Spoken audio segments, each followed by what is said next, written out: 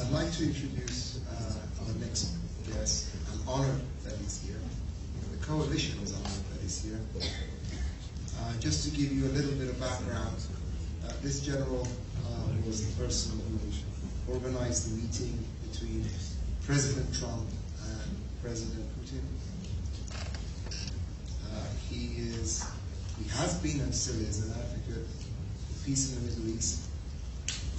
He was in Syria helping the opposition group in Syria with 400 soldiers. He has been very vocal about the conduct of the present Iranian regime, and he has tried his best and is trying in order to advise and assist Iranians to create a better life for themselves.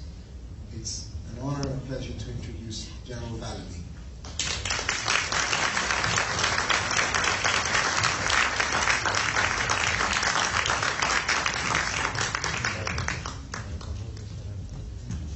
Thank you very much, Sean, and thank all of you for the kind invitation.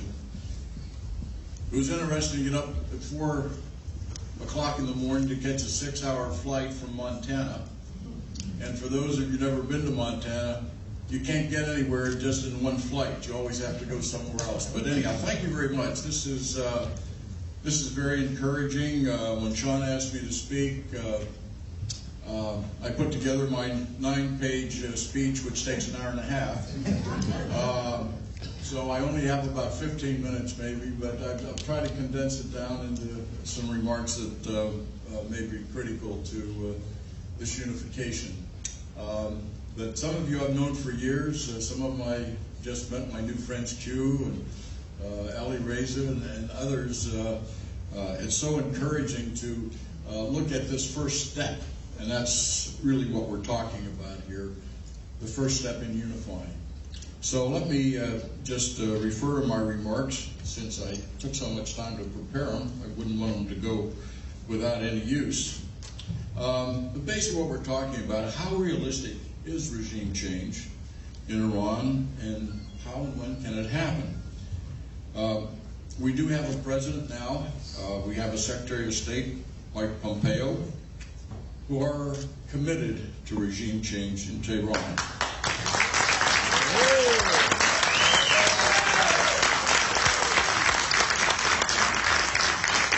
And as a result of this get-together for 2 or 3 days, I will send my report directly to President Trump.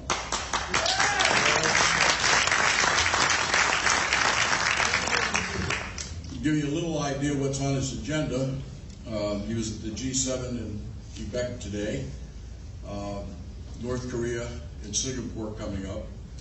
And then after that, we're pushing for another meeting between Trump and Putin. When you look at the Middle East, I know these two powers can solve the problems over there.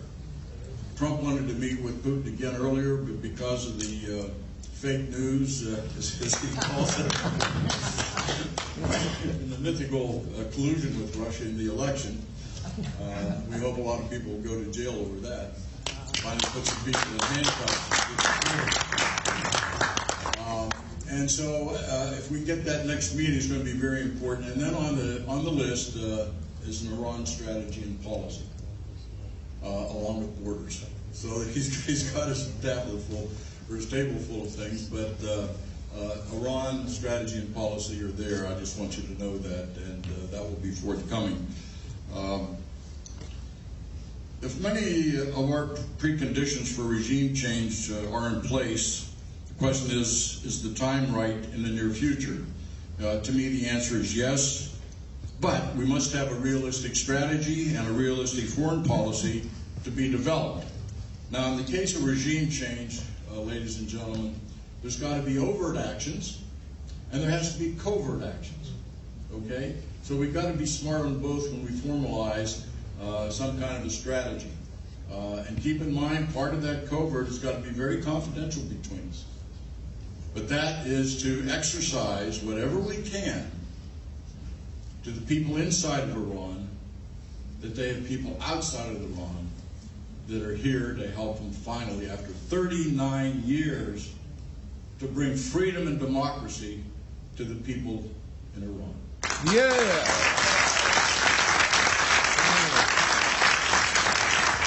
I'm particularly conscious of the youth. And as I understand it, my figures could be dated, but 60% of the youth is under 30 years old. Is that about right? Something like that. So whatever we do, as far as a strategy or policy, we must focus on the youth, just like we have to focus now on the youth in America, because the future is theirs. And so us that have been around a while need to always include as many 20-year-olds, 30-year-olds. And we did this when I went to Egypt and met with General al-Sisi. We made sure we met with the 20 and 30-year-olds that were involved there in changing the government from the Muslim Brotherhood, Morsi, into a free democratic election.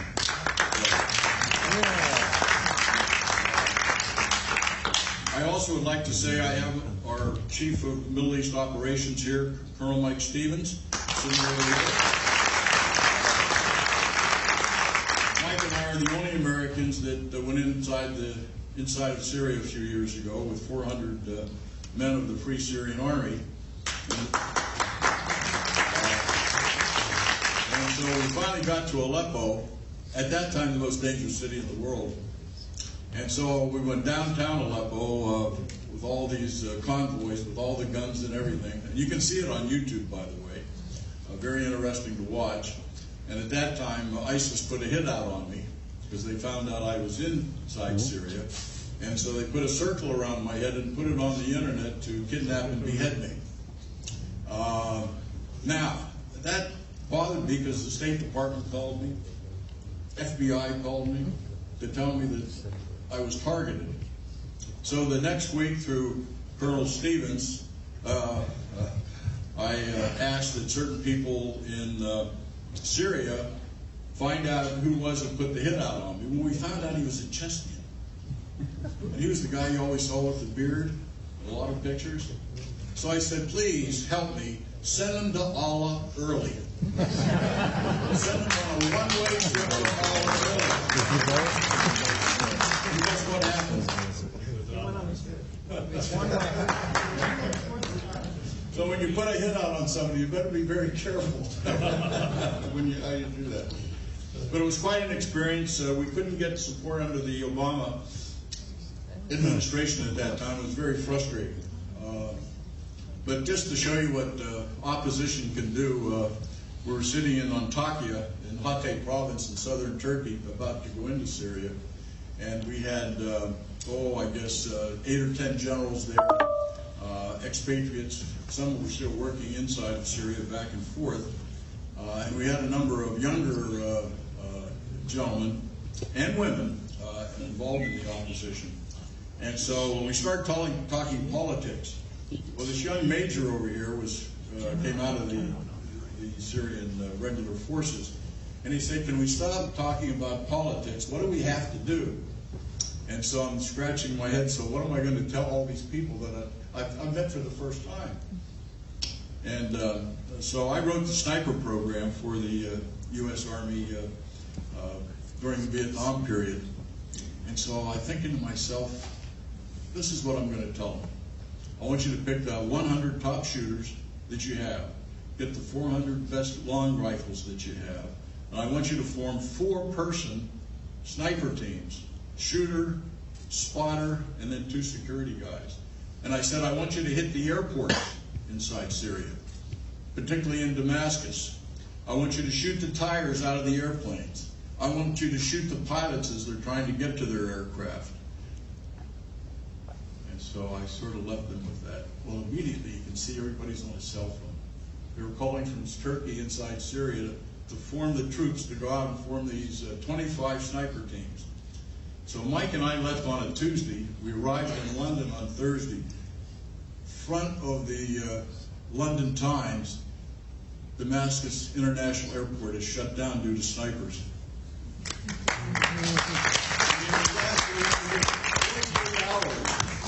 They took our advice and started targeting the aircraft because that's what was happening. The opposition forces were continually being bombed by helicopters, and you saw the pictures, and fighter aircraft. and they couldn't fight back. Unfortunately, we couldn't get any assistance from our government at that time. So that's why when we're talking today about we now have a president that will help people be free and seek democracy in the world, and we'll be there. But we want those people to do it, and we'll be basically assisting any way we can. And it's going to take money to do this. It's going to take organization.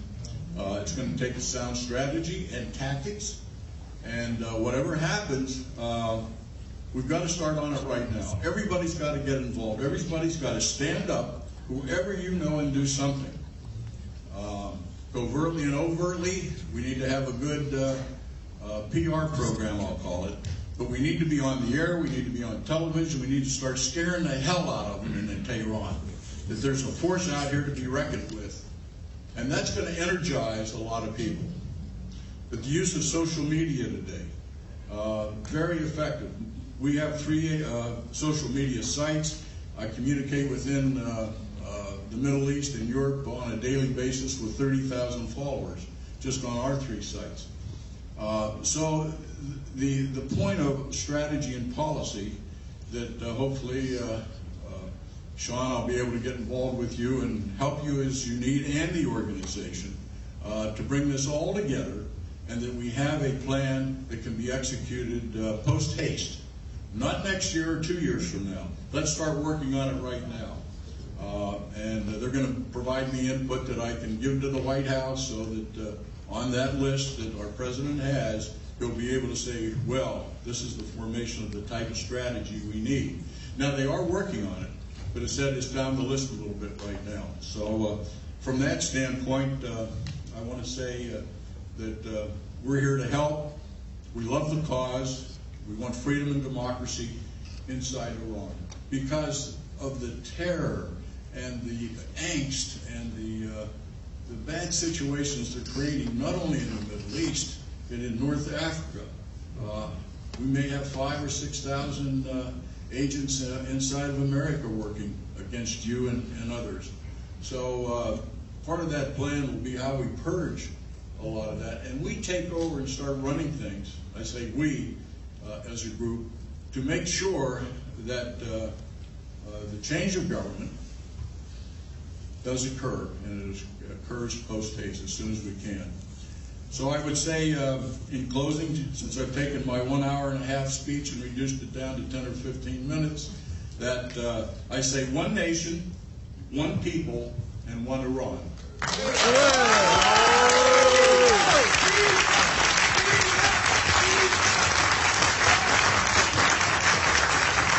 One nation,